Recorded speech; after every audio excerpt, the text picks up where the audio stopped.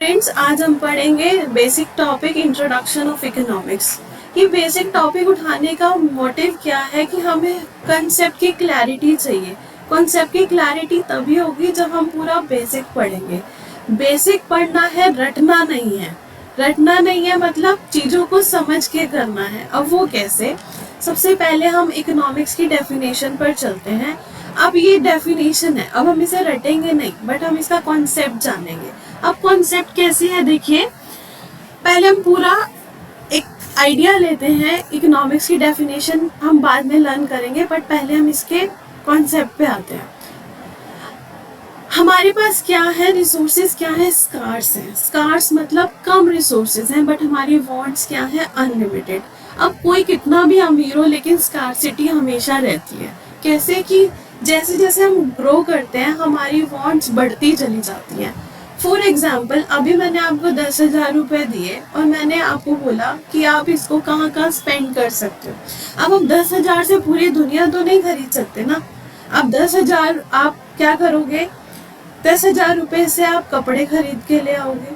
10,000 रुपये से आप ट्रैवलिंग कर सकते हो, घूमने जा सकते हो, लेकिन आप हर चीज़ नहीं कंट्रीब्यूट कर सकते। तो आपको वहाँ पे इकोनॉमिक प्रॉब्लम आती है। इकोनॉमिक प्रॉब्लम मतलब चॉइस। चॉइस मतलब आपके पास बहुत सारे अल्टरनेटिव रिसोर्सेज हैं, आपको उसमें से चूज करना है।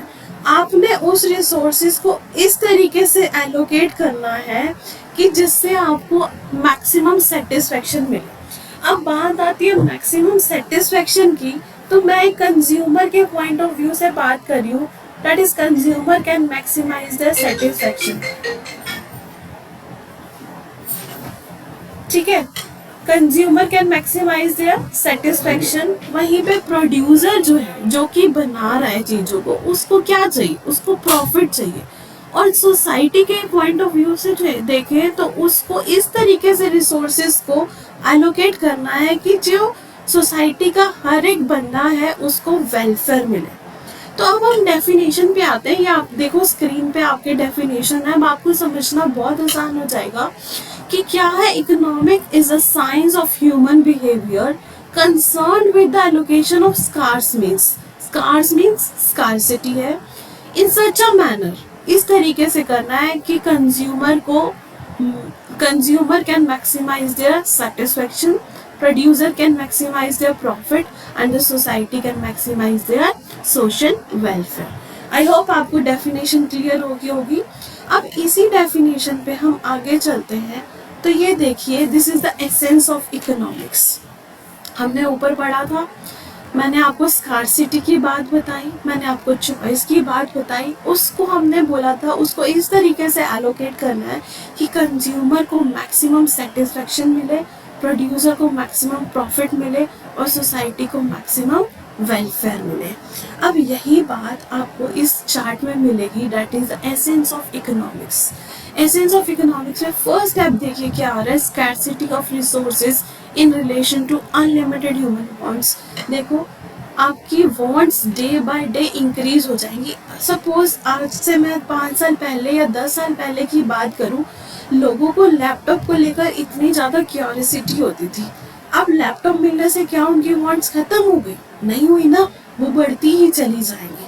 ठीक है, तो रिसोर्सेज की कमी है। कमी क्यों है? क्योंकि हमारी वांट्स अनलिमिटेड है, जो कि कभी खत्म नहीं हो सकती। अब जैसे कि मैंने आपको बोला, वांट्स अनलिमिटेड है, स्कार्सिटी है, हमारे पास अब चॉइस है। ये एग्जाम्पल भी मैंने आपसे पहले लिया था कि मैंने आपको बोला था 10,000 रुपये अगर मैं आपको देती हूँ तो आप उससे क्या क्या ले सकते हो। तो आपके पास बहुत सारे अल्टरनेटिव यूजेस थे। ठीक है, लेकिन आप 10,000 रुपये से हर एक चीज नहीं ले सकते, कुछ तो ले सकते हो। मतलब some bundle of commodity you can buy, but you cannot buy all the things. ठीक है, तो आपको क्या करना पड़ेगा? अल्टरनेटिव यूजेस हैं आपके पास, आपको चॉइस करनी पड़ेगी। तो ये जो इकोनॉमिक प्रॉब्लम आ रही है उसके दो पहलू हैं, that is scarcity and choice. ठीक है, अब नेक्स्ट देखते हैं, economic is a science of human behaviour. अब ये क्या बोला गया है कि इकोनॉमिक जो है ह्यूमन बिहेवियर को लेकर बात करता है, क्योंकि हम लोग हैं जो डिसीजन लेते हैं। ह्यूमन बीइंग है जो डिसीजन लेता है कि हमें किस तरीके से रिसोर्सेज को एलोकेट करना है। दैट्स वाई यहाँ पर जो हमने बात करी है that is economic is the science of human behaviour. I hope यहाँ तक आपको क्लियर होगा। नेक्स्ट देखो, confronted with the problem of choice, ये बात भी हम कर चुके हैं। चॉइस है, चॉइस क्यों है?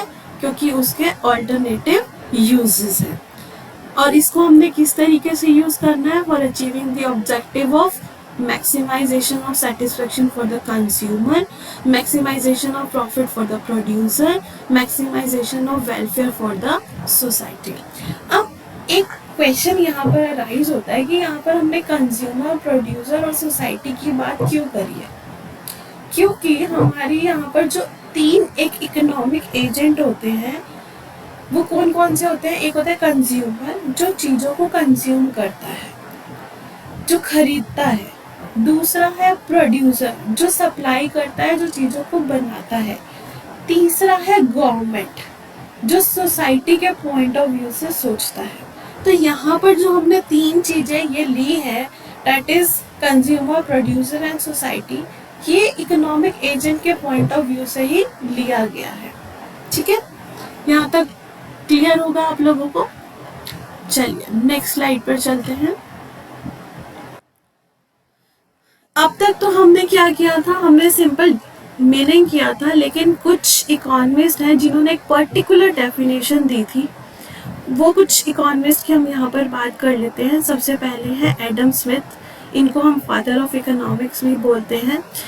इनकी बुक का नाम था an inquiry into wealth of nation और उसी पे उन्होंने जो ग्रोथ इकोनॉमिक्स की बात करी है वो वेल्थ पे बात करी है। वो बोलते हैं economic is an inquiry into the factor that determine the wealth of a country and its growth। उनके पॉइंट ऑफ व्यू से इकोनॉमिक्स जो है वो चीज है जहाँ पर हम वेल्थ मीन्स जैसे हमने बोला जो रिसोर्सेज हैं वो स्कार्स हैं। रिसोर्सेज को हम मीन्स भी बोल सकते हैं और मीन्स बेसिकली क्या है? वेल्थ है। और वही बात एडम स्मिथ ने अपनी बुक में बोली थी। ठीक है, फिर है J.S. मिल, उन्होंने बोला था economic is the practical science of production and distribution of wealth. जहाँ पे Adam Smith wealth of a country की बात कर रहे थे, वहीं पे मिल ने क्या बात की थी कि किस तरीके से हमने वेल्थ को प्रोड्यूस करना है और किस तरीके से उसको डिस्ट्रीब्यूट करना है। फिर आते हैं लॉर्ड रॉबिन्स जो बहुत प्रैक्टिकल बात करते हैं। उन्होंने बोला था economic is a science that studies human behaviour as a relationship between ends and scarce means which have alternative uses।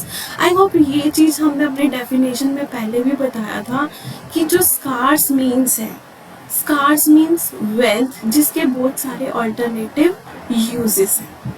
alternative uses कैसे हैं कि आप किसी भी चीज़ को लेकर आपके पास ऑप्शन अवेलेबल होते हैं and you have to choose one. और यहाँ पर मैं आपको एक और बात बता दूँ, जब आपको कुछ एक चूज करना होता है और दूसरे को लीव करना होता है, वहाँ पे फिर से एक इकोनॉमिक प्रॉब्लम अराइज होती है दैट इज अपॉर्चुनिटी कॉस्ट।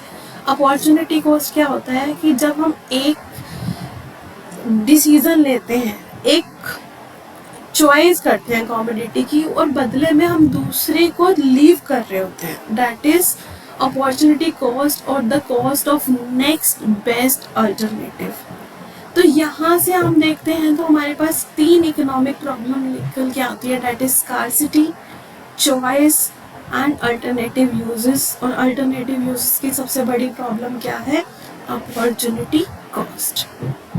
ठीक है, इसी तरीके से एलन 1997 में इन्होंने बोला था economic is a social science that analyzes and describes the consequences of choice made concerning scarce productive resources।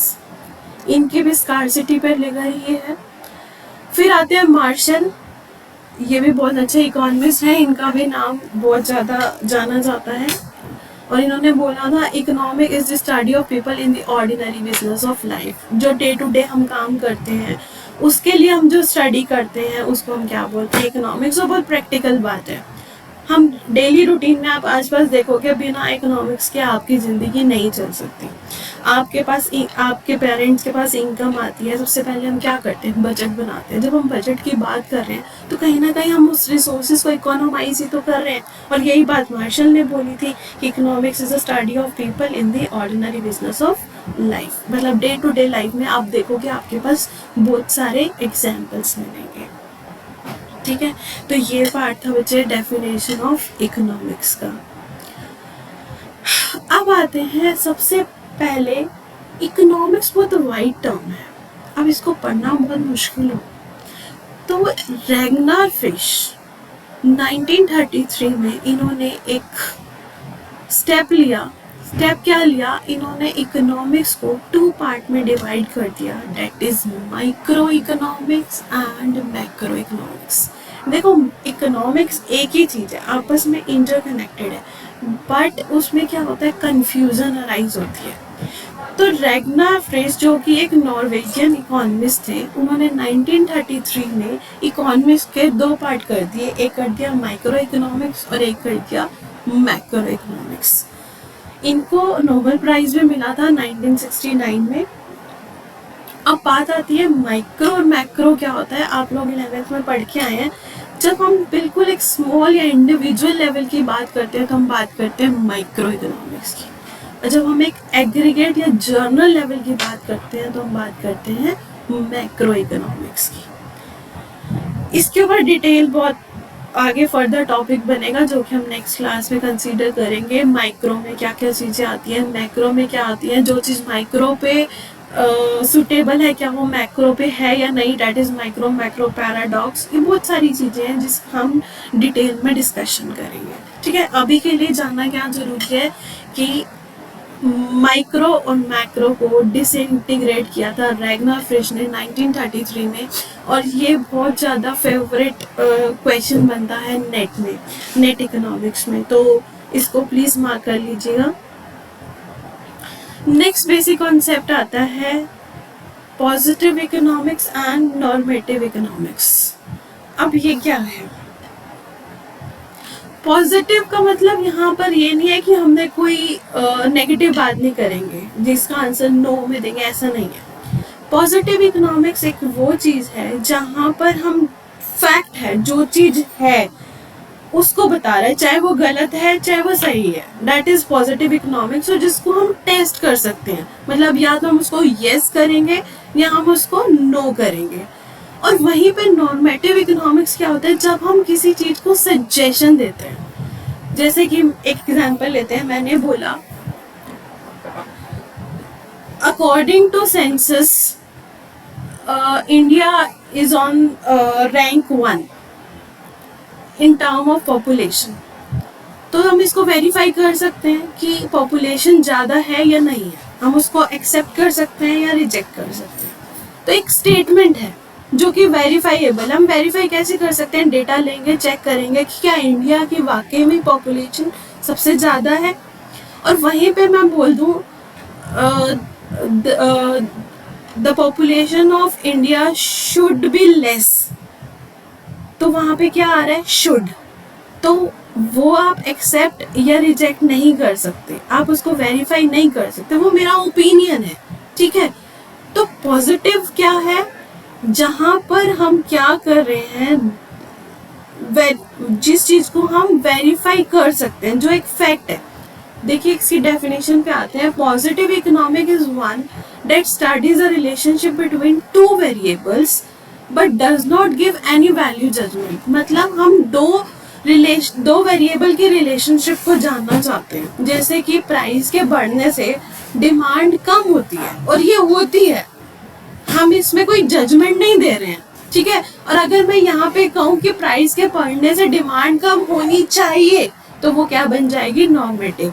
लेकिन पॉजिटिव में ध्यान दो कि वो relationship between 2 variable but does not give any value judgement. और ये क्या बोलता है, इट स्टेट व्हाट इज, क्या है, it deals with facts about the entire economy. जो फैक्ट्स हैं, जो चीजें एक्चुअल में हो रही है, वो क्या है, positive economics.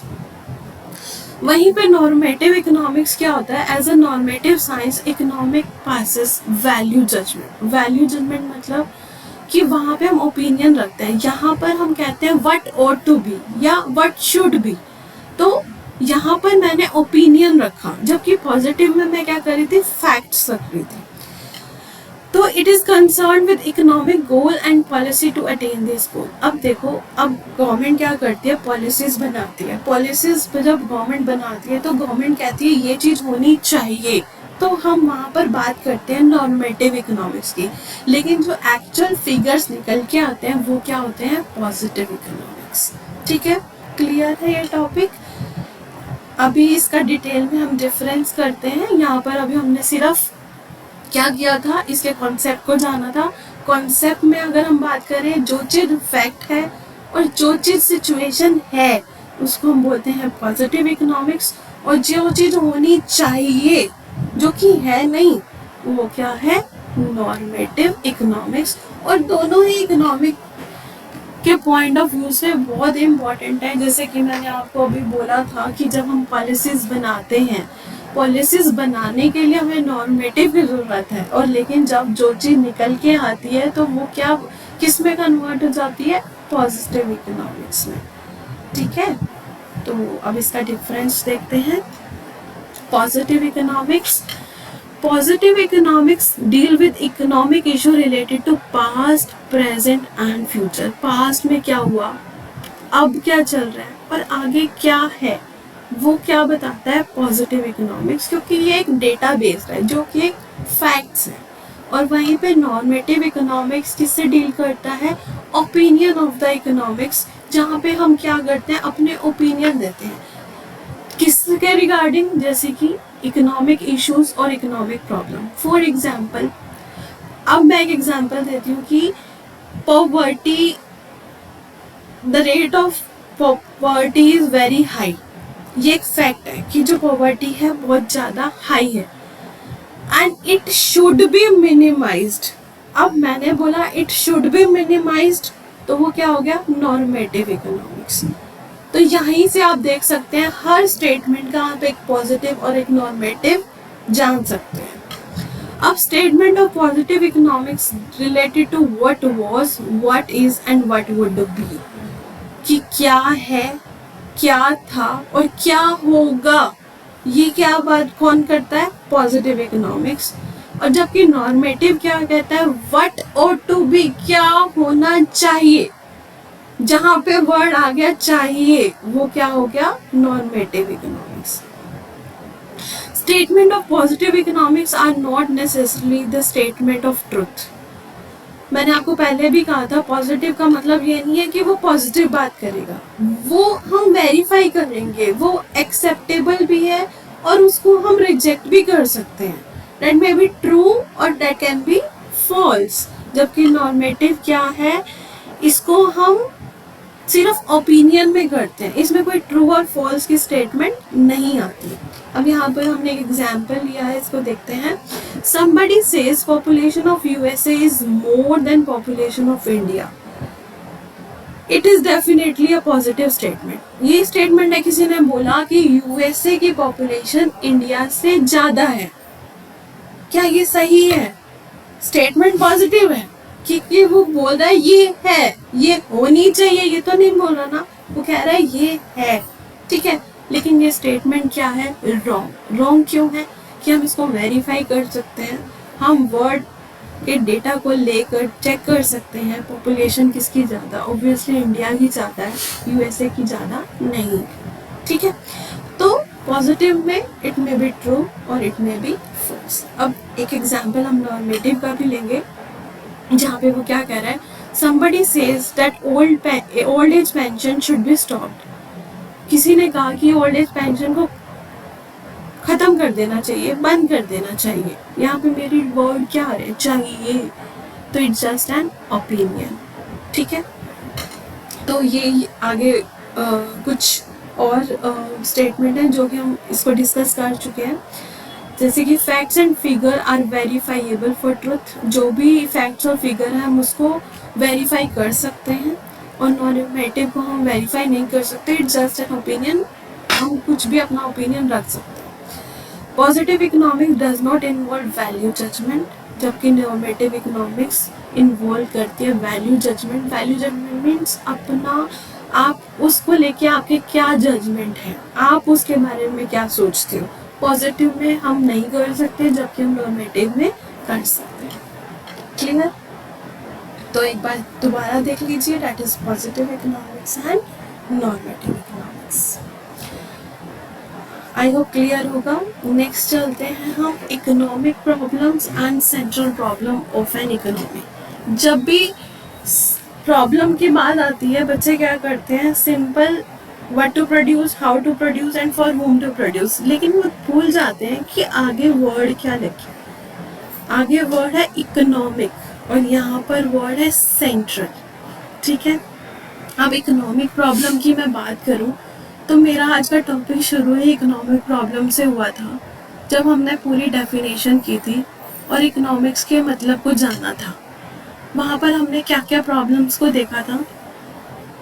Unlimited wants, scarce means and alternative uses.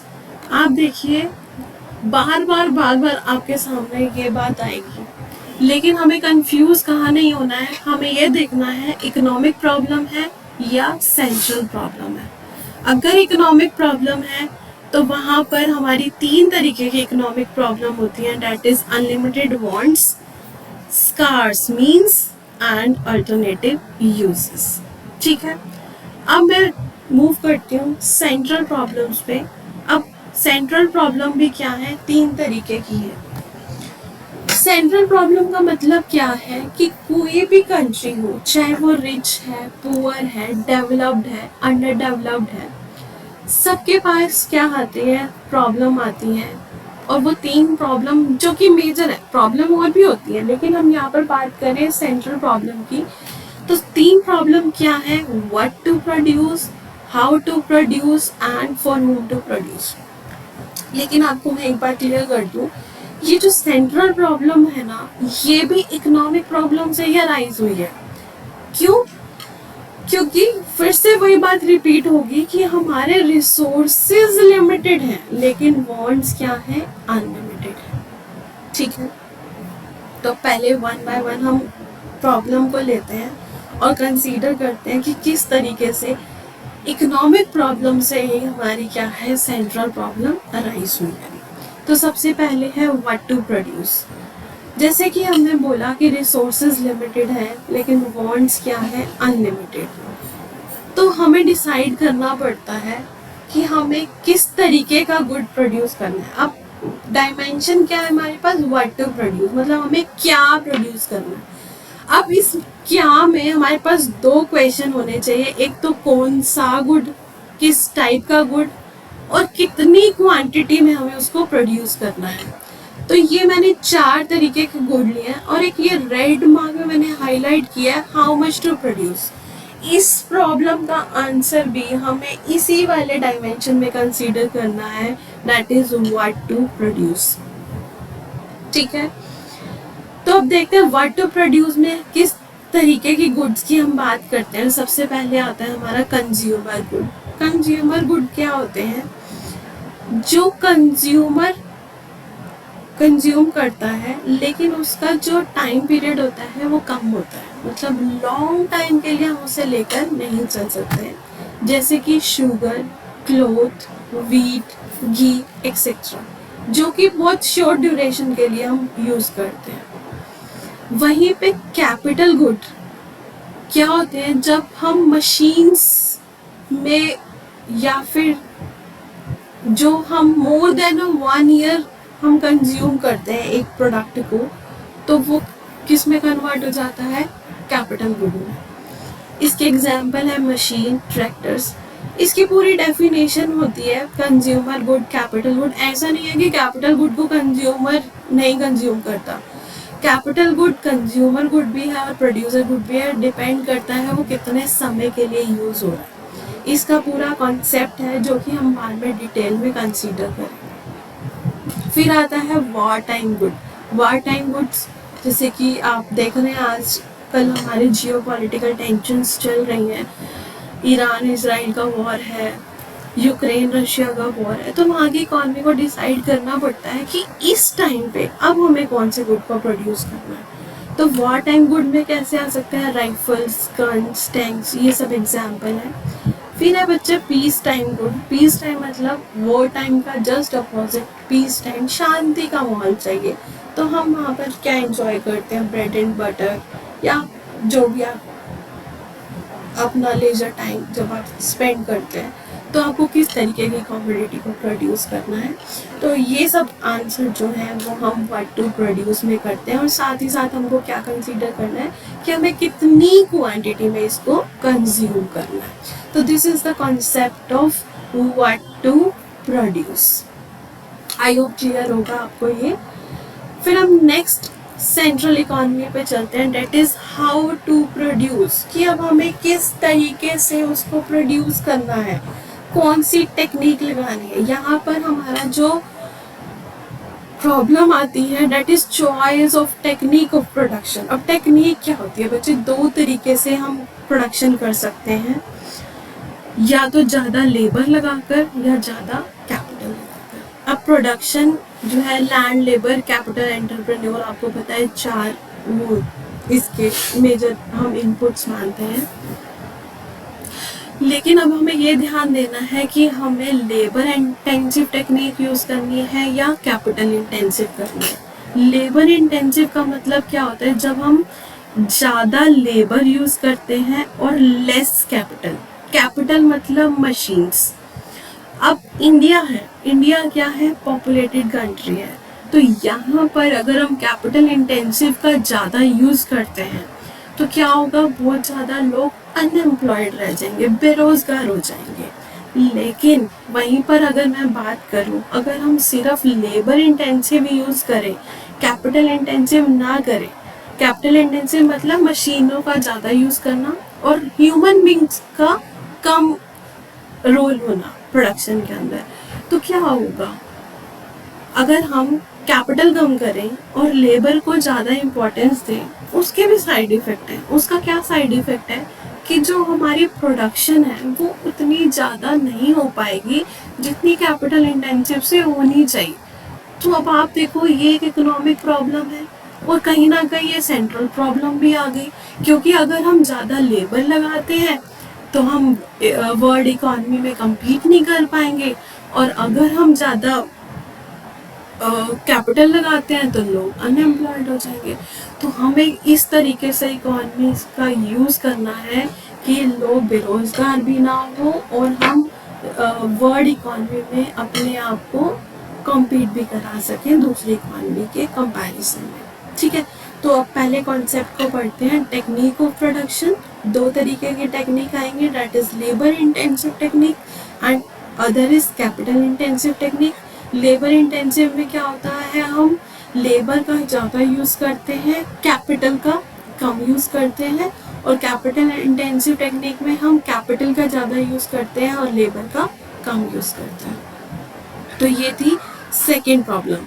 तो अब तक हमने पढ़ा व्हाट टू प्रोड्यूस, कौन कौन से गुड प्रोड्यूस करने हैं, कितनी क्वांटिटी में करने हैं।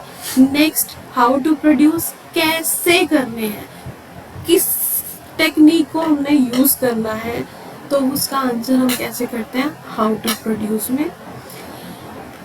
नेक्स्ट बहुत इम्पॉर्टेंट प्रॉब्लम है, फॉर होम टू प्रोड्यूस, किसके लिए, टारगेट पॉपुलेशन क्या होनी चाहिए। अब इसमें बेसिकली बात आती है कि हमें रिसोर्सेज का डिस्ट्रीब्यूशन कैसे करना है। ठीक है, अब दो इन्होंने क्या किया है, दो सेक्शन ऑफ सोसाइटी लिया है, एक richer section and poorer section. अब यहाँ पर हम मोटिव देखते हैं। अब ये डिलेमा है बहुत बड़ा, आपको पूरा क्लियर करना पड़ेगा।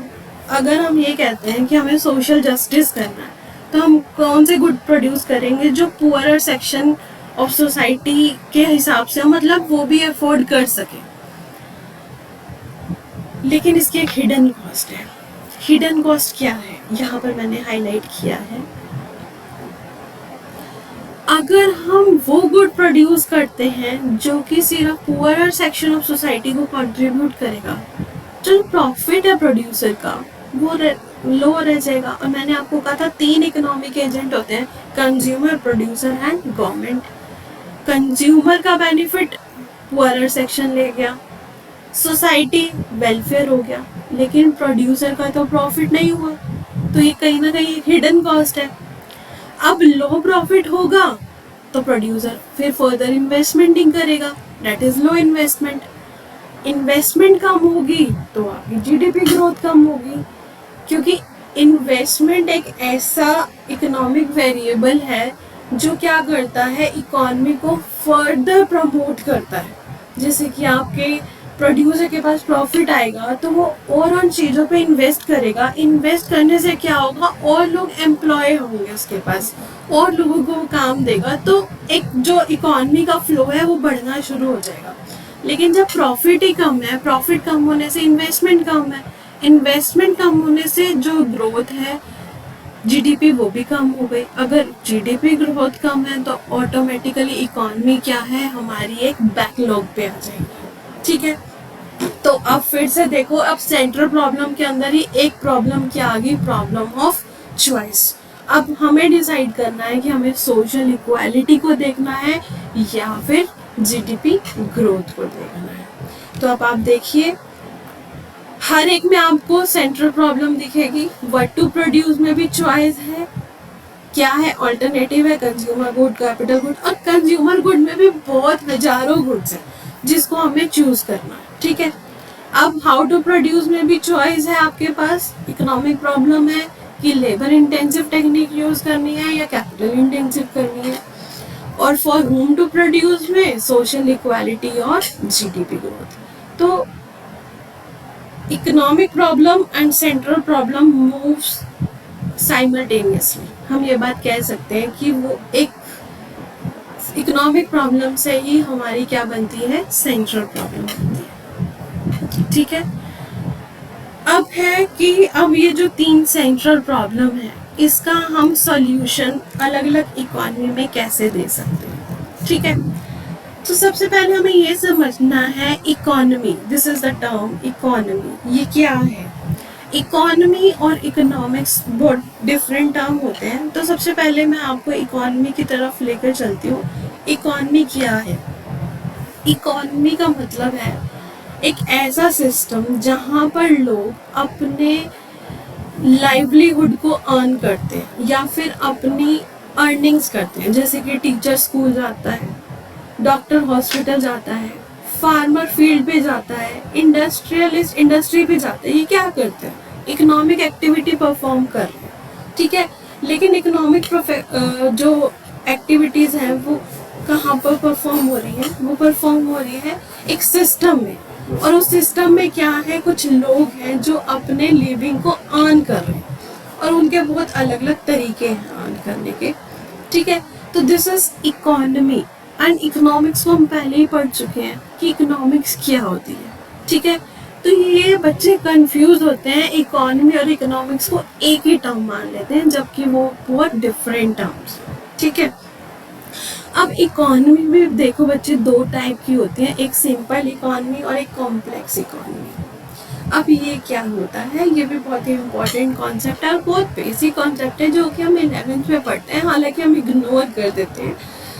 अब हमें इग्नोर नहीं करना है, तो हम देखते हैं सिंपल इकोनॉमी क्या है। Income level of the people is लो, मतलब सिंपल इकोनॉमी में क्या है, जो लोगों का इनकम लेवल है वो बहुत कम होता है और कॉम्प्लेक्स में हाई होता है। और मेजर बात क्या है, जब हमारी म्यूचुअल इंटरडिपेंडेंस लिमिटेड होती है वो सिंपल इकोनॉमी होती है, और जब हमारी म्यूचुअल इंटरडिपेंडेंस हाई हो जाती है तो वो क्या हो जाती है, कॉम्प्लेक्स इकोनॉमी हो जाती है। आई थिंक आज ऑलमोस्ट अगर हम इंडिया की बात करें तो India is the complex economy, क्योंकि हमारी इंटरडिपेंडेंस बाहर के नेशन पे भी ज़्यादा है और हमारा जो आपस में फ्लो है वो भी बहुत ज़्यादा। हम तो एक पर्सन दूसरे पर्सन के ऊपर इंटरडिपेंडेंट है, मतलब अगर मेरा एक्सपेंस है तो दूसरे की इनकम है। ठीक है, तो इस तरीके से हम इसको समझेंगे। तो सिंपल में income level of people is low, complex में income level of people is high. Simple में wants are multiple but not so enormous, मतलब वांट्स बहुत ज़्यादा है लेकिन बहुत ज़्यादा नहीं है, जबकि कॉम्प्लेक्स में क्या है, मल्टीपल भी है और बहुत ज़्यादा भी है। ठीक है। Next, mutual interdependence is limited, complex में mutual interdependence is very high. Last point है इसका सिंपल इकोनॉमी में जो डिग्री ऑफ एक्सचेंज है, एक्सचेंज मतलब कि कितनी बार चीज को हम एक्सचेंज कर रहे हैं, वो बहुत लिमिटेड है, जबकि कॉम्प्लेक्स में क्या है, बहुत हाई है। तो ये तो कॉन्सेप्ट था बच्चे इकोनॉमी का, जिसमें हमने पढ़ा simple economy and complex economy.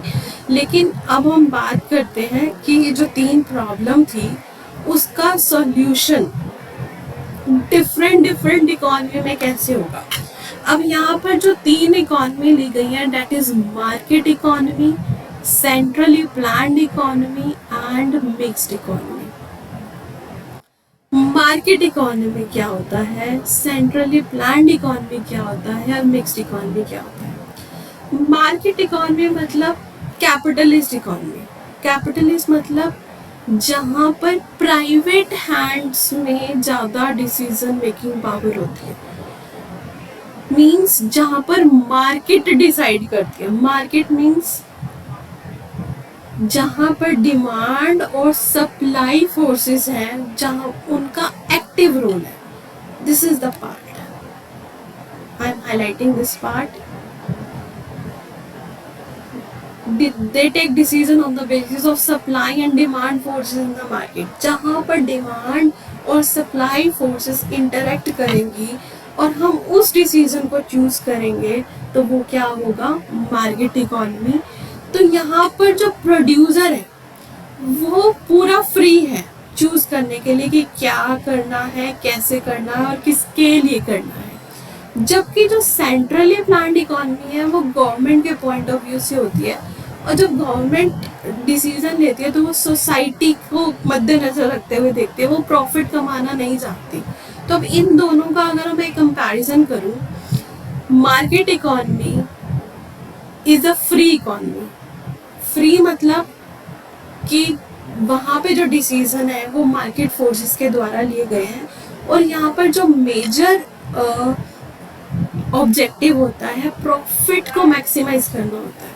तो यहाँ पर ज़्यादा से ज़्यादा इकोनॉमी किसके हाथों में है, प्रोड्यूसर के हाथों में है, और वो क्या करेगा, इनपुट प्राइसेस को कम करके प्रॉफिट को मैक्सिमाइज करने की कोशिश करेगा। और रही बात कौन सा गुड व्हाट टू प्रोड्यूस की बात आए, तो व्हाट टू प्रोड्यूस में वो वाले गुड को प्रोड्यूस करेगा जिससे उसको बेटर प्राइस मिलेगी। ठीक है। तो इसमें सेंट्रल प्रॉब्लम का आंसर कैसे हुआ, what to produce, that is the good will be produced जो प्रोड्यूसर को मैक्सिमम प्रॉफिट देंगे। ठीक है। हाउ टू प्रोड्यूस, जिसमें इनपुट कॉस्ट कम आएगी और प्रॉफिट ज़्यादा होगा। फॉर whom टू प्रोड्यूस, उस सेक्शन ऑफ सोसाइटी के लिए प्रोड्यूस किए जाएंगे जिससे प्रोड्यूसर को मैक्सिमम प्रॉफिट मिलेगा। तो देखो तीनों का आंसर मार्केट इकोनॉमी में मिल गया। नेक्स्ट है centrally planned economy. Centrally planned economy जो है, मैंने आपको बोला था, प्रोड्यूसर के पॉइंट ऑफ व्यू से होती है, सॉरी गवर्नमेंट के पॉइंट ऑफ व्यू से होती है, जहां पर सेंट्रल अथॉरिटी जो कि हमने अपॉइंट की है वो डिसीजन लेती है। ठीक है। और यहाँ पर हमारा जो ऑब्जेक्टिव होता है वो क्या होता है, प्रॉफिट कमाना होता है। प्रॉफिट कमाना नहीं होता है, सोशल वेलफेयर करना होता है। ठीक है। यहाँ पर हम फॉर होम में आएगा पुअर सेक्शन या फिर जिससे वेलफेयर हो, और डिसीजन कौन लेगा, यहाँ पर गवर्नमेंट लेगी। नेक्स्ट है मिक्स्ड इकोनॉमी, जो कि एक थर्ड इकोनॉमी थी। अभी तक हमने बात करी मार्केट इकोनॉमी की, नेक्स्ट हमने बात करी सेंट्रली प्लान्ड इकोनॉमी की, लेकिन अब थर्ड हम बात करते हैं मिक्स्ड इकोनॉमी। मिक्स्ड इकोनॉमी जब हम इन दोनों को कंबाइन कर देते हैं तो वो क्या बन जाती है, मिक्स्ड इकोनॉमी। अब मिक्स्ड इकोनॉमी क्या हुआ, अगर हम मार्केट इकोनॉमी में देखें तो सिर्फ और सिर्फ प्रोड्यूसर अपने बारे में सोच रहा है सोसाइटी का, तो वो देख ही नहीं रहा है। सेंट्रली प्लान्ड इकोनॉमी में देखें तो हम सिर्फ सोसाइटी की बात कर रहे हैं और प्रॉफिट की बात नहीं कर रहे हैं, जबकि दोनों ही बहुत जरूरी है। ये बात हम पहले डिस्कस कर चुके हैं। तो लास्ट आता है आपका मिक्स्ड इकोनॉमी। मिक्स्ड इकोनॉमी में हम मार्केट इकोनॉमी को भी कंसीडर करते हैं और हम सेंट्रली प्लान्ड इकोनॉमी को भी कंसीडर करते हैं।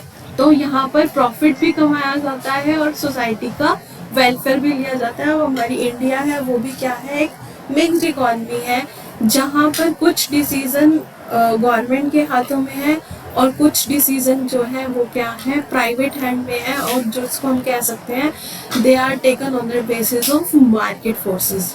अब एग्जाम्पल की बात करें तो ये आपके सामने स्क्रीन पे एग्जाम्पल आ रहा है, इसको मैं हाईलाइट कर देती हूँ। तो ये देखिए, जैसे कि रेलवे है, रेलवे की जो मोनोपोली है वो गवर्नमेंट ने ले रखी है। क्यों ले रखी है? ताकि जो पुअर सेक्शन ऑफ सोसाइटी है वो उसको अफोर्ड कर सके, ठीक है। और वहीं पे जब अगर हम डिसीजन देखें, क्लॉथ को प्रोड्यूस करना है या स्टील को प्रोड्यूस करना है, तो उसका डिसीजन हमने क्या किया है, मार्केट फोर्सेस पे किया है, जहाँ पे प्रोड्यूसर अपना प्रॉफिट कमा सकता है, ठीक है। तो ये था बच्चे आपका कि जो प्रॉब्लम है, सेंट्रल प्रॉब्लम है, वो अलग अलग इकोनॉमी में किस तरीके से उसका सॉल्यूशन किया जाता है, ठीक है। और इस तरीके से हमने क्या किया, एक इकोनॉमी के कॉन्सेप्ट को भी जाना, जिसमें हमने सिंपल इकोनॉमी पढ़ा, कॉम्प्लेक्स पढ़ा, और 3 तरीके की हमारी जो इकोनॉमी होती है, market economy, centrally planned and mixed economy, उसको भी हमने इसके अंदर कंसीडर किया है। अब ये तो था आपका एक बेसिक, जो हम एक डेफिनेशंस में या एक कॉन्सेप्चुअल बात कर रहे थे। अब इन चीज़ों को हम किस तरीके से मतलब इकोनॉमिक टूल हम इसके अंदर क्या यूज़ कर सकते हैं इन चीज़ों को लेकर, तो वो हम आंसर करते हैं, that is production possibility curve, जो कि आपकी स्क्रीन पे विजिबल होगा, डेट इज़ PPC कर्व, ठीक है। अब ये PPC कर्व होता क्या है बच्चे? PPC कर्व एक प्रोडक्शन पॉसिबिलिटी कर्व है और एक प्रोड्यूसर के पॉइंट ऑफ व्यू से बनाया जाता है। प्रोड्यूसर मतलब जो भी प्रोडक्शन कर रहा है, ठीक है। और इसको हम प्रोडक्शन बाउंड्री कर्व भी बोलते हैं, प्रोडक्शन फ्रंटियर कर्व भी बोलते हैं, ठीक है। और इसका मतलब क्या होता है? अब मैंने आपको बोला चॉइस होती है, इकोनॉमिक प्रॉब्लम है, हमें कितने गुड को बनाना है, कैसे करना है, हम चॉइस करते हैं।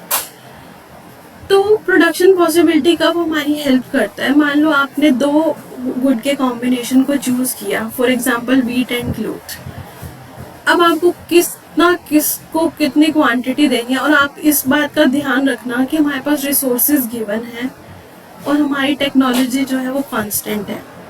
अकॉर्डिंगली हमें कितना क्लॉथ प्रोड्यूस करना है और कितनी हमें व्हीट प्रोड्यूस करनी है।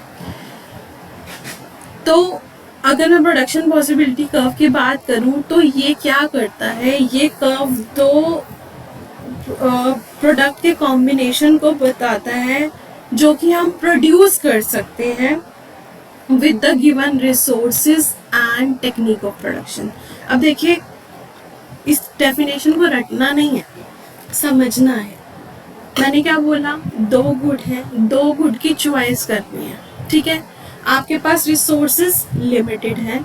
अगर आप 2 प्रोडक्ट बना रहे हो, मतलब आपको ये बोला गया कि आपके पास इतने ही लेबर है, उन्हीं लेबर में, मतलब रिसोर्सेज इतने ही लेबर है, उसी में ही आपने क्या करना है, या तो आप व्हीट प्रोड्यूस करा लो या फिर आप क्लॉथ प्रोड्यूस करा लो। तो अगर आपको मान लो आपको लगता है कि क्लॉथ की प्रोडक्शन बढ़ानी है, तो वहीं पे हमें व्हीट की प्रोडक्शन को क्या करना पड़ेगा, कम करना पड़ेगा। आपके पास एक इकोनॉमिक प्रॉब्लम आ गई, आपको चॉइस करनी है, ठीक है।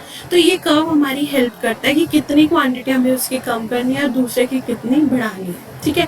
तो अब हम डेफिनेशन पे आते हैं कि ये क्या करता है, ये शो करता है अल्टरनेटिव प्रोडक्शन पॉसिबिलिटी।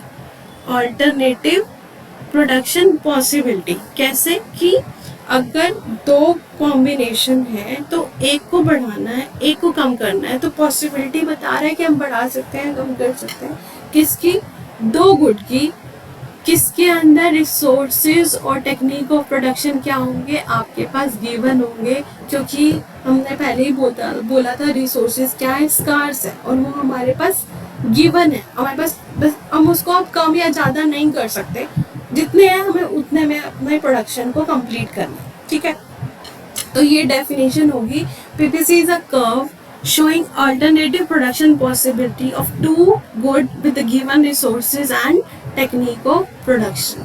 अब assumption देख लेते हैं, resources are given, resources are fully and efficiently utilized and technology remains constant. अब ये जो second definition है ना, resources are fully and efficiently utilized, ये क्या है, इसको अभी हम further topic में डिस्कस करेंगे, तो आपको ये पूरा क्लियर हो जाएगा कि घबराना नहीं है कि ये क्या वर्ड हो गया, ठीक है। अब देखिए, ये एक प्रोडक्शन पॉसिबिलिटी स्केड्यूल है, this is production possibility schedule, schedule मतलब टेबल, टेबल कौन सा, ये दिस इज द टेबल जो क्या कर रहा है, डिफरेंट कॉम्बिनेशन को बता रहा है।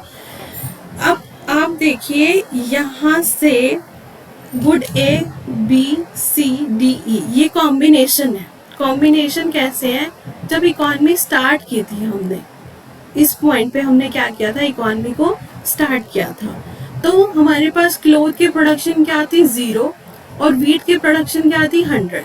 अब क्या हुआ, क्लोथ की डिमांड बढ़ गई, अब रिसोर्सेज आपको पता है लिमिटेड है, अब हम 100 वीट रख के क्लोथ को नहीं बढ़ा सकते, अब हमें क्या करना पड़ेगा, 100 से वीट की प्रोडक्शन हमने क्या करी, 100 लाख टन से 90 लाख टन करी, क्यों, इसकी कम करेंगे तभी हम क्या करेंगे, क्लोथ के प्रोडक्शन को बढ़ा पाएंगे।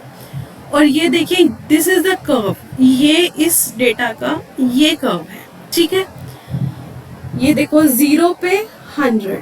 अब जैसे हम नीचे मूव करें तो हमने क्या देखा, जब हमने क्लोथ की प्रोडक्शन 1 करी, इस पॉइंट पे आए हम, ठीक है, तो वीट की प्रोडक्शन को हमें क्या करना पड़ा, क्लोथ की प्रोडक्शन बढ़ाने के लिए हमें वीट की प्रोडक्शन को क्या करना पड़ा, कम करना पड़ा, ठीक है। तो इस तरीके से जब हम कॉम्बिनेशन सी पे जाएंगे, इस कॉम्बिनेशन पे जब हम आएंगे, फिर से हमें वीट की प्रोडक्शन को और कम करना पड़ा और क्लोथ की प्रोडक्शन को हमें बढ़ाना पड़ा। तो अब आप देखो कि एक की प्रोडक्शन बढ़ रही है और दूसरे की कम हो रही है, ऐसा तो नहीं हो रहा ना, दोनों की प्रोडक्शन हम बढ़ा रहे हैं, तो आपस में गुड का रिलेशन क्या जा रहा है, नेगेटिव जा रहा है, क्योंकि मैंने ये जो बात बोल रही हूँ, ये मेरे बात बोलने का मुद्दा क्या है कि मुझे आपको इसके शेप के बिहेवियर को बताना है, प्रोडक्शन पॉसिबिलिटी कर्व का जो शेप है उसका नेचर कैसा है।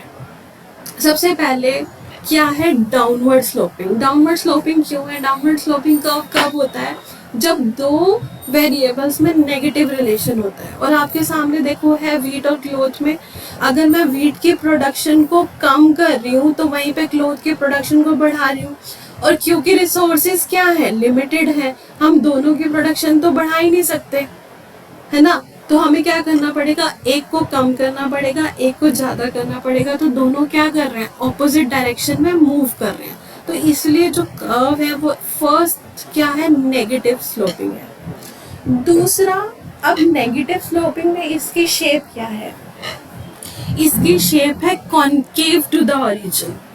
अब कॉनकेव क्यों है, कॉन्वेक्स क्यों नहीं है और स्ट्रेट लाइन क्यों नहीं है। बच्चे ये बहुत मेजर टॉपिक है और बहुत कॉन्सेप्चुअल टॉपिक है, बच्चे कंफ्यूज हो जाते हैं, इसमें कॉनकेव करना है, इसमें कॉन्वेक्स करना है, कैसे करना है, ये डिपेंड करता है स्लोप ऑफ द कर्व पे। अगर आपको स्लोप निकालना आ गया तो बहुत इजी होता है कि हमें पता चल जाता है कि ये कॉनकेव शेप है, ये स्ट्रेट लाइन है, या फिर ये क्या है, कॉन्वेक्स, ठीक है। अब मैंने बोला जो पीपीसी कर्व है वो कॉनकेव टू द ओरिजिन है। कॉनकेव टू द ओरिजिन कैसे है, ये डिपेंड करता है इसके कर्व पे और इसके स्लोप पे, सॉरी, और इसका स्लोप कैसा है, इंक्रीजिंग स्लोप है। और स्लोप होता क्या है, सबसे पहले हमें ये जानना है। स्लोप ये मैंने रेड मार्क में हाईलाइट कर रखा है, that is change in y upon change in x, और ये बहुत नेट का फेवरेट क्वेश्चन है, what is the slope of VPC. और अगर ये क्वेश्चन आता है तो हम बोलेंगे that is marginal opportunity cost. ठीक है, अब ये होता क्या है, पहले आपको याद होगा मैंने अपॉर्चुनिटी कॉस्ट बोला था, the cost of next best alternative. लेकिन what do you mean by marginal opportunity cost? Marginal opportunity cost जो है वो चेंज में मेजर किया जाता है।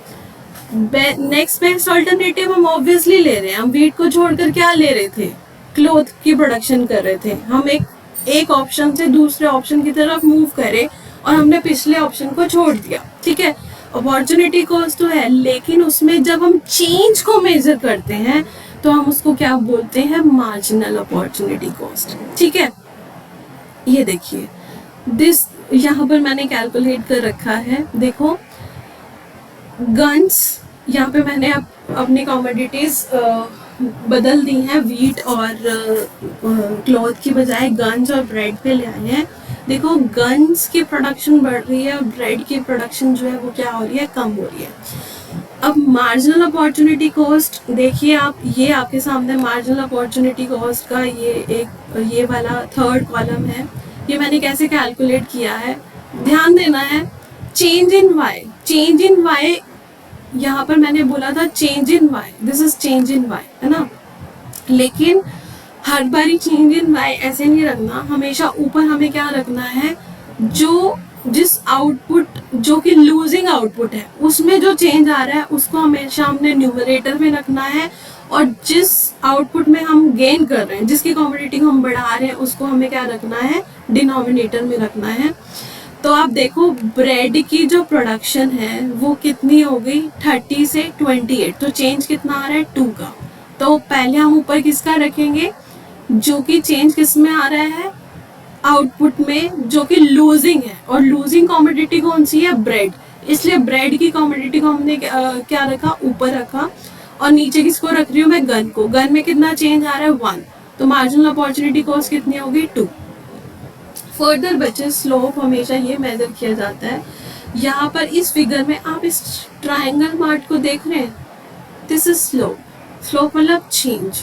ठीक है, मतलब चेंज कैसे, जब हम एक बंडल ऑफ कमोडिटी से दूसरे बंडल ऑफ कमोडिटी पे आते हैं। बंडल मतलब जहाँ पर ए पॉइंट पे हम क्या कर रहे थे, ओ के कमोडिटी प्रोड्यूस कर रहे थे यूज 1 की, और ओ एल कमोडिटी प्रोड्यूस कर रहे थे यूज 2 की। अब हमने क्या किया, यूज 1 को कम कर दिया ओके से ओके 1 पे, और क्या किया, बढ़ाया किसको है हमने, यूज 2 को। ठीक है, तो ओ एल से कितना बढ़ा दिया, ओ एल 1।